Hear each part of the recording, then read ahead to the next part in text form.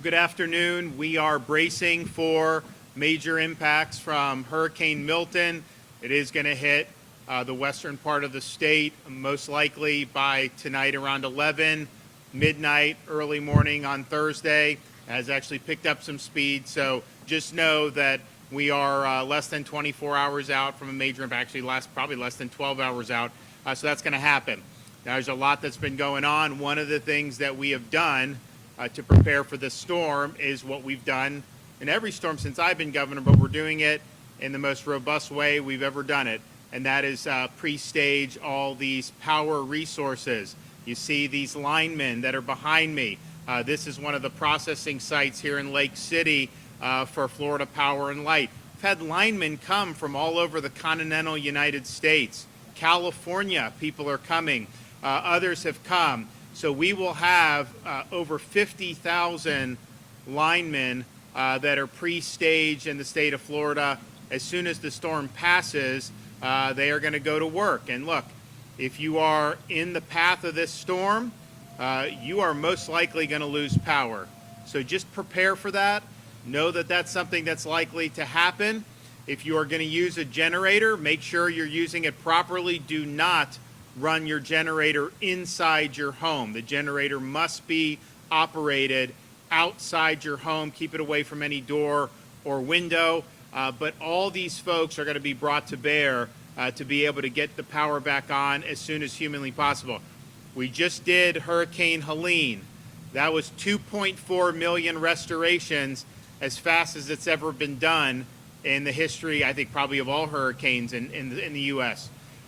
This one, coming on the heels of Helene, where you still have hundreds of thousands of people out of power in other parts of the country, like North Carolina and Georgia, you have a lot of linemen who are working in those areas. So the fact that we got over 50,000, that in and of itself is a big deal, but especially considering that you have a lot of people that are still at work in the aftermath of Helene in these other states.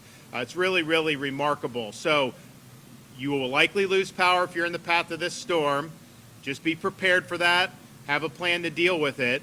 But just know that we've got huge numbers of assets that are here, ready to go, and they are going to go as soon as it's safe to do so. The other thing that is worth pointing out, it's a lot of focus, understandably, on the west coast of Florida.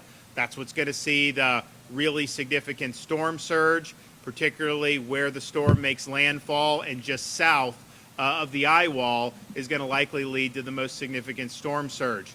The way these storms go, they go counterclockwise. If you're on the north side of the storm on the west coast, it may be that that pushes water away from the coast. That's possible depending on how the storm goes in. Right now, the track is that it's going to enter the west coast of Florida and then go almost horizontal across the state, maybe a little east-northeast, and then come out maybe in like southern Brevard County. Look, this can all change in the next 6, 8, 10 hours. But what will happen on the east coast of Florida is you will have the possibility for storm surge there. It may not be 10, 15 feet like we could get on the west coast, but it's going to kind of be the opposite. If you're on the southern part of the storm, a lot of the storm is going to push the water away from the east coast. But if you're on the northern side of the storm, the counterclockwise, it's going to bring surge in. So places like Brevard, Volusia, Flagler, St. John's, you're likely to see surge. You're likely to see, and we've had issues on the coast there anyways with erosion and whatnot. So just understand that is going to be something that could happen. It's not just about where it makes landfall. It's going to barrel across the state of Florida. It's going to exit on the east coast of Florida, and that also can produce some storm surge. So just make sure if you're on the east coast of Florida that you understand this is not just a west coast event. The major effects for surge will be on the west, but there is going to be impacts far inland and on the other coast in the state of Florida. The fuel situation, I know when the initial evacuations went out on Monday and then even on Sunday when people were anticipating massive run on gas, people were crowding the stations. You had long lines. A lot of the gas stations ran out of fuel. We have not run out of fuel overall. When those stations go through it much quicker than normal, they don't have the same delivery schedules that could keep up, so they got to flex. So what we've done is, one, we've got 1.6 million gallons of diesel on hand just for the state of Florida, and 1.1 million gallons of gasoline for the state of Florida. So that's just us. They're still bringing fuel out of the ports. The ships are not coming in, but the dockside operations have been going. Now, I'd imagine Manatee, Tampa, probably not at this point, just given what's happening. East Coast, that's likely. Dockside going to slow down too as the storm approaches. But we have, to try to overcome, had Florida Highway Patrol facilitate 106 long-distance fuel tanker escorts. So they got the sirens, they're bringing those gas into the gas stations, and they've done almost 1 million gallons of gas with that. So I appreciate what they're able to do for that.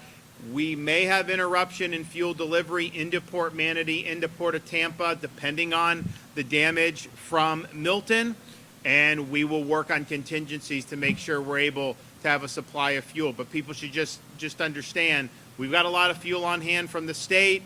There is a lot of fuel still left at the ports that will be re-engaged from dockside once the storm passes on the West Coast.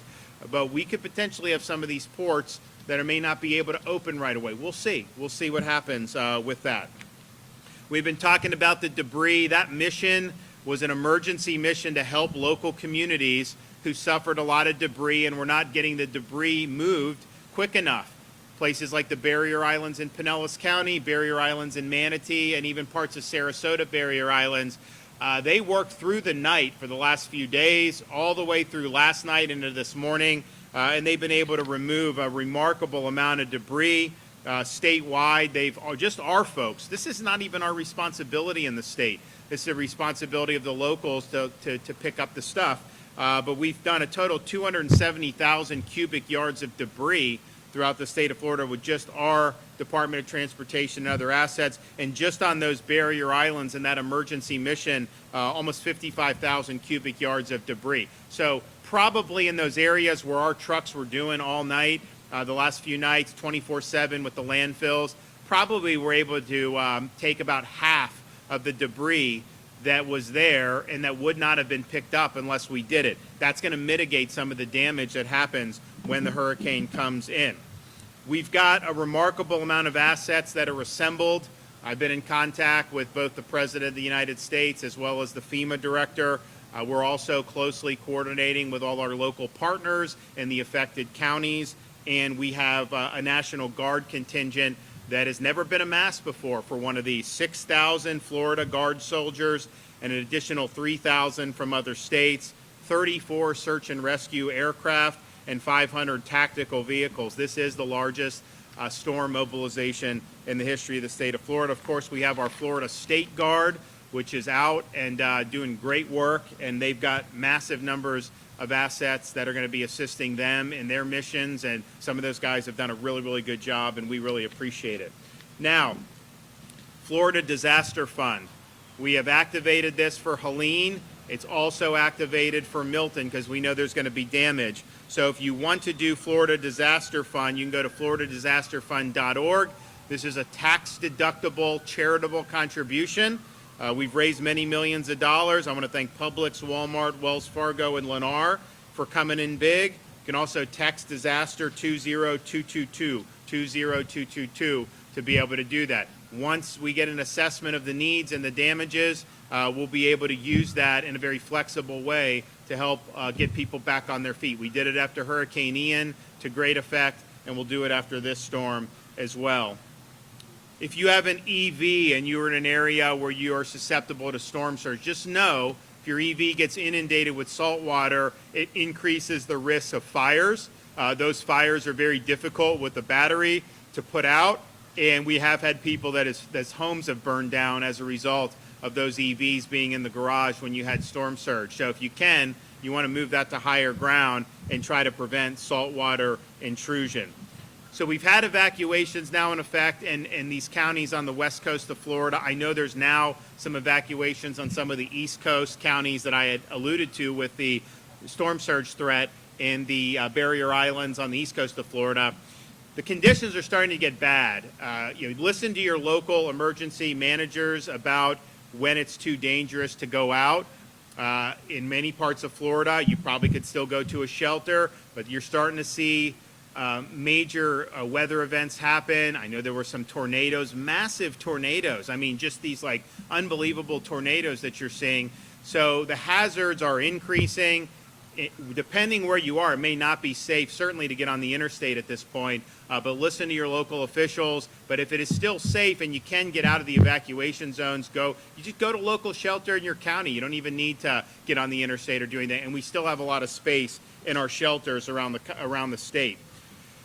We have now Sunshine Skyway Bridge and Howard Franklin are closed in the Tampa Bay area. Courtney Campbell Causeway and Gandy are closed going into Pinellas County. Those will likely be closed completely very soon, and it's just a result of the conditions that are deteriorating. So please understand the closures of those bridges. Until 5 p.m. or it's no longer safe, if you need to get to a shelter, we've partnered with Uber to provide free rides to shelters in counties with evacuation orders. If you want to do it, the promo code is Milton Relief 1, the number 1, Milton Relief 1. And that's going to go till either 5 o'clock today or when it's no longer safe, and that will likely vary depending on where you are throughout the state of Florida. So we have almost 150 shelters that are open for general population. We've got over 30,000 individuals that are in it, but we have space for over 200,000 individuals. So there is space available. The counties, by and large, I think are going to have Starlink. I think they're going to have the generator power, so if you lose power. So it isn't like, I mean, you're going to be able to use devices and stuff like that. Now, we also have 36 county-owned special needs shelters. Our Florida Department of Health works with that. They're opening in areas that are in the path of store. They're open. And then we have done 6 state-operated supplemental shelters. So these are, we call them shelters of last resort.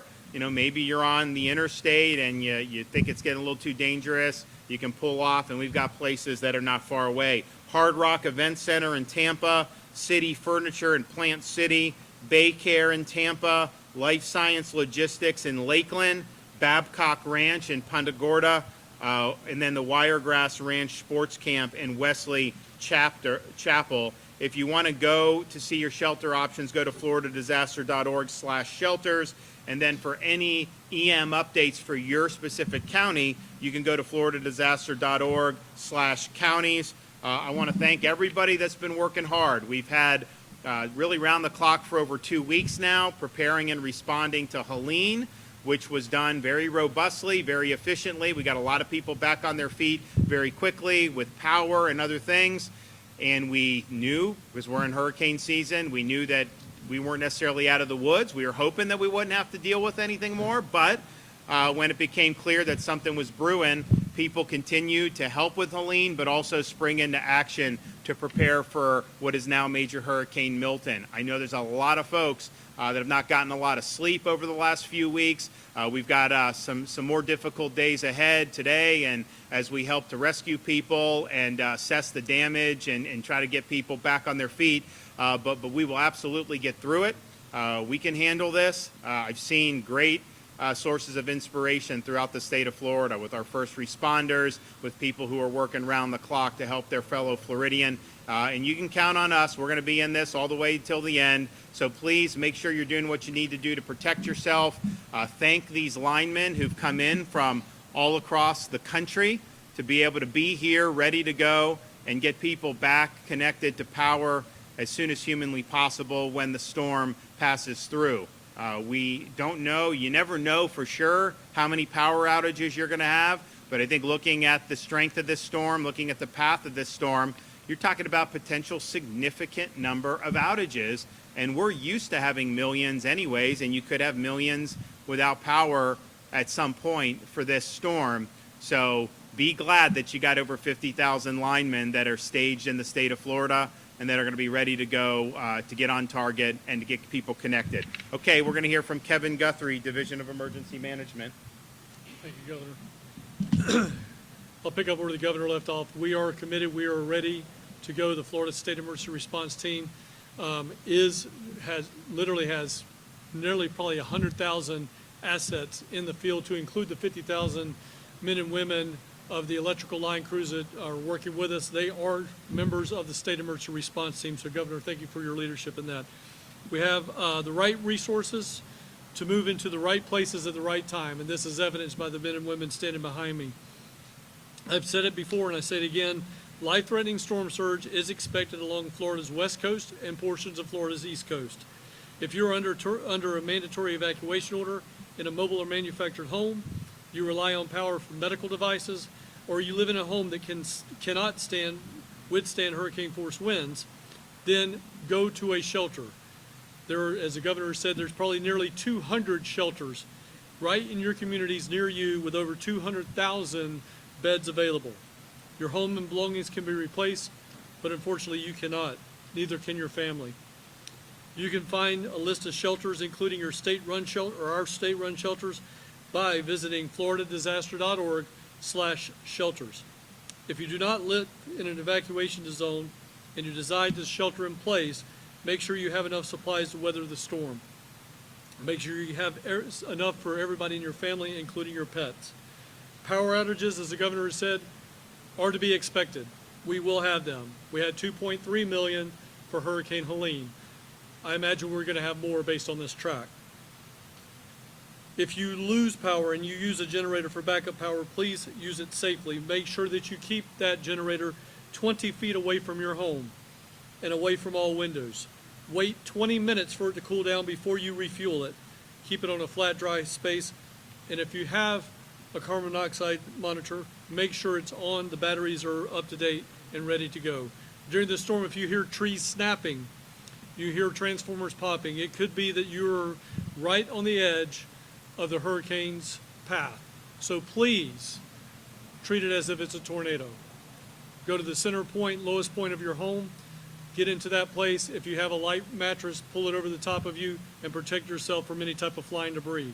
After the storm has passed, it is critical that you listen to authorities for guidance on when it's safe to return to your home.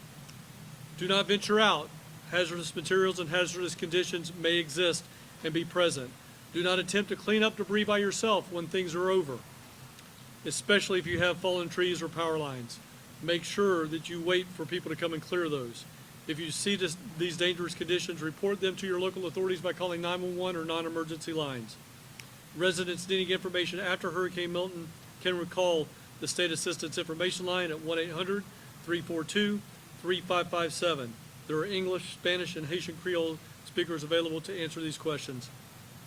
Again, do not go out and do things that you're not capable of doing after disaster. We do not need to have fatalities when somebody's trying to go up on a ladder, they're trying to use a chainsaw, they're trying to do extraordinary things. We're going to have plenty of volunteer organizations able to help you right after a disaster. Please do not do those things. Just let us come and help you. That's what we're here to do. We're here to help you.